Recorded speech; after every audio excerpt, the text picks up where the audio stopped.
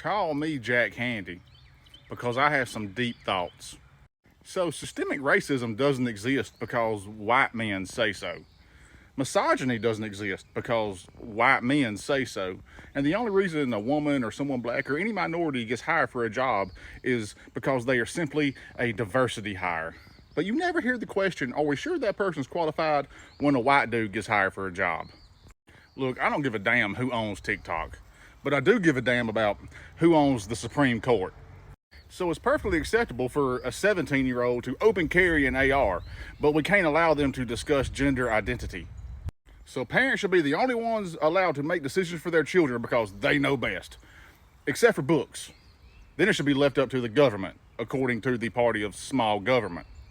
So Democrats put up racist statues, but Republicans protect them.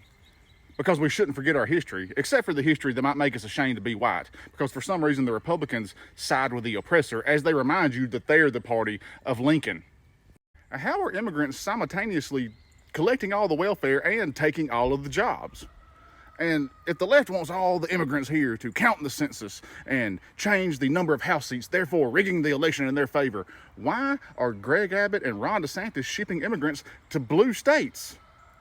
Conservatives will drop their children off at a church lock-in or Bible study at a youth pastor's house so they can go protest a trans person just existing because we've got to protect the kids, but we don't have to make sure the kids have enough to eat or that they have adequate access to health care. Joe Biden still refuses to say Laken Riley's name. Would it be better if he autographed her obituary picture and misspelled her name? Say her name when it comes to Laken Riley, but keep your damn mouth shut when it comes to Audrey Cunningham. Say her name when it comes to Laken Riley, but we shouldn't politicize a tragedy this soon when it comes to a mass shooting unless the shooter had pronouns in their bio, of course.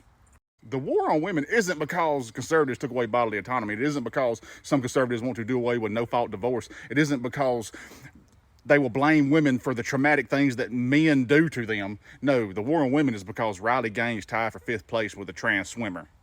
All that makes about as much sense as people living paycheck to paycheck, thinking the only person that cares about them is a man who put an entire professional football league out of business on an ego trip. That makes about as much sense as the people who say that I need to wake up bitching that I'm too woke.